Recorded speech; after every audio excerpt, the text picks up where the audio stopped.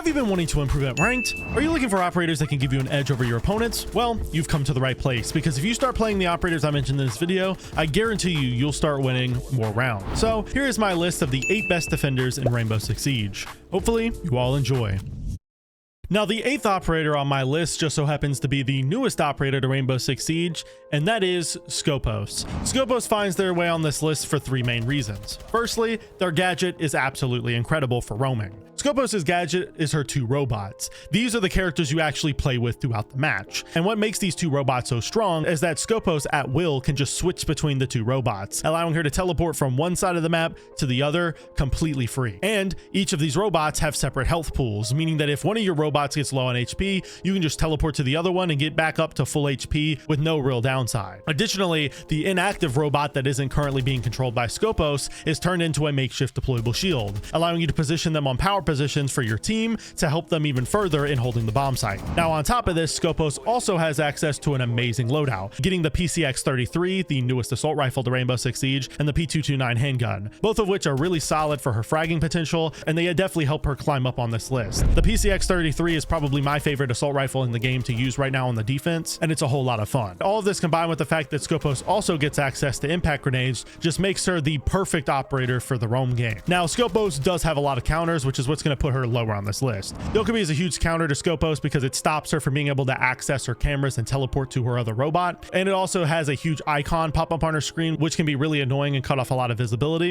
And Skopos is countered by Brava and Flores because they can destroy the inactive robot that she has placed somewhere in the bomb site. But even with all those counters, Skopos is still a really strong operator because her inactive shield can provide her team with a ton of utility by acting as a camera and a deployable shield. And since she can teleport from one side of the map to the other, she can be a really strong roamer under the right circumstances. But following up Skopos, we have another pretty recent operator in the form of Tubarão in the 7th position. Tubarão makes it to this position on this list because he can basically just force the attackers to wait on a breach. If Tubarão throws his auto canisters on the wall and he uses all 3 of them, the attackers have to wait out a total of 30 seconds before those auto canisters fade away. This allows Tubarão to be really strong on bomb sites where there's particular walls that are extremely important. For example, garage bomb sites, which are on a lot of maps, Tubarão can really excel at. But Tubarão's auto canisters don't only stop utility when they're on a reinforced wall. They can also just shut down utility in general. You can throw Zoto canisters at actual attackers to force them to move slower inside the radius, and you can use their Zoto canisters to throw them up onto the ceiling, so that way you can line up a nitro cell kill. Now, Tubarão does have some counters, like the fact that if a Twitch drone hides itself in the bomb site, they can pretty reliably counter all of your Zoto canisters without you really being able to do much. But outside of a few niche counters, Tubarão can basically waste 30 seconds off the clock guaranteed every round, as long as he plays it right. This combined with Tubarão having access to a really solid DMR in the form of the AR-15 on the defense and getting a nitro cell just makes him realistically a no-brainer on bomb sites where there's a lot of important reinforced walls. Now, moving past Tubarão, we have an operator that's been at the top of the charts for a very long time,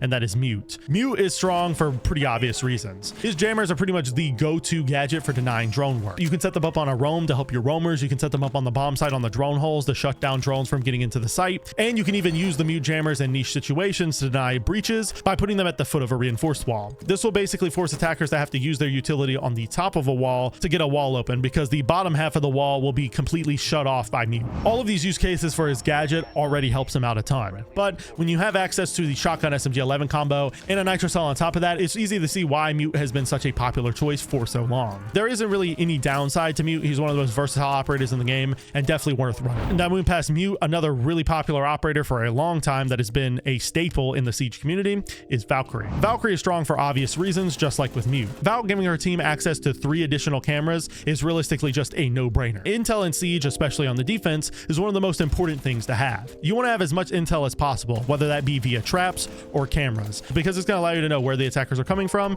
and how to position yourself accordingly. Getting 3 of these just for intel is strong, but having access to a nitro cell on top of that allows Val to make some pretty interesting plays with her cameras. She can play below the bomb site and wait for the attackers to go for the plant, and then she can use her nitro cell to kill them from below, and she can use her cameras around the map in other areas as well to do the same thing. And while Valkyrie may not have the best loadout on paper, only having access to the MPX, which is a pretty low damage weapon, it still has extremely low recoil, allowing her to hit headshots extremely easily. And getting the deagle along with it allows her to make head holes and full holes around the bomb site to help her team, and it allows her to blow holes in the floors and stuff so that way she can better hide her cameras. Overall, just a really solid operator that's definitely worth picking in 2024. Now, moving past Valkyrie, we have an operator that many of you may not expect, and that is Melusi in the number 4 spot. The reason why Melusi makes her way onto this list this high this time around is because of the balancing changes she's been getting recently. Firstly, she just recently lost her ACOG, and instead she now has access to 4 of her Banshee. This allows her to cover a wide range of the map. And since her traps slow down the attackers, they produce a large amount of noise, and a lot of the time they can end up wasting utility from the attacking team, whether that be Ash charges or Zofia charges. This is a really solid gadget to bring to your team. When you combine this with the fact that Melusi comes equipped with a secondary shotgun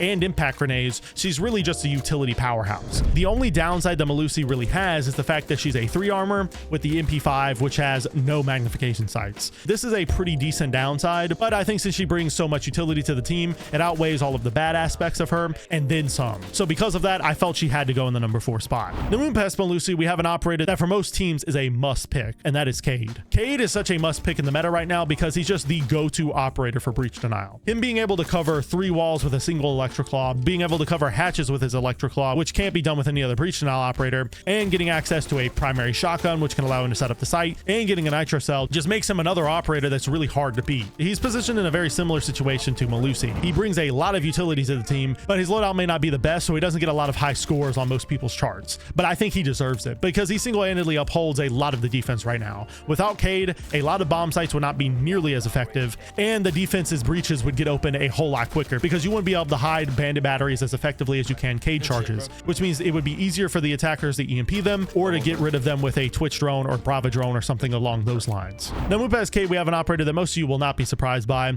and that is Azami in the number 2 spot. Azami has been strong for a very long time, even despite the nerfs she's been getting. Her having access to 5 of her Kibas, which basically function as bulletproof barriers for a team, can make a lot of bomb sites a whole lot easier to hold because you can set them up in a way where the attackers are forced into gunfights that go in your favor, and you can also set them up in ways to give you one-way angles and really tight pixel peaks. Now, these Kibas can be shot, which does change things up. If the attackers start mag dumping into your Kibas, they can get rid of them. However, if the attackers try to do so, that is going to leave them vulnerable because it's going to allow you to swing them and potentially pick up a free frag. The strength of her Kibas, combined with the fact that she has the ACS-12 shotgun, one of the best shotguns in the game for setting up the bomb site, and the VSN submachine gun, one of the strongest SMGs in the game, combined with the Desert Eagle, just makes her an overall really solid operator. And she gets barbed wire on top of it, which is a pretty big plus nowadays, especially since barbed wire is so rare. Now, moving on to our final operator and the one in the number 1 spot. I don't think any of you will be surprised by it. It's Legion.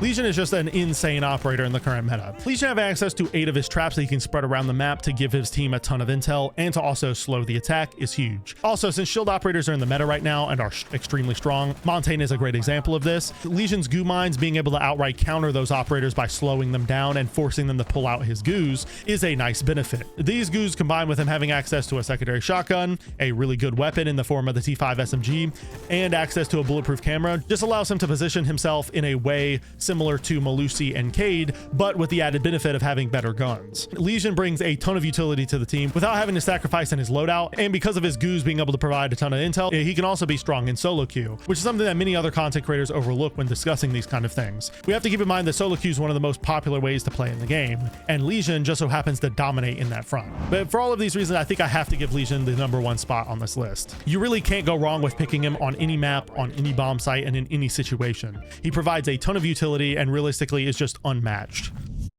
Anyways, hopefully you all enjoyed today's video. As always, this video is strictly my opinion, and if you disagree, feel free to leave your takes in the comments down below. But if you did enjoy today's video, I make Siege content just like this twice a week, so go subscribe to the channel and follow me on Twitter if you don't want to miss the next upload. If you want to watch another video just like this one, a video will be popping up on your screen right now that I'm sure you all enjoy.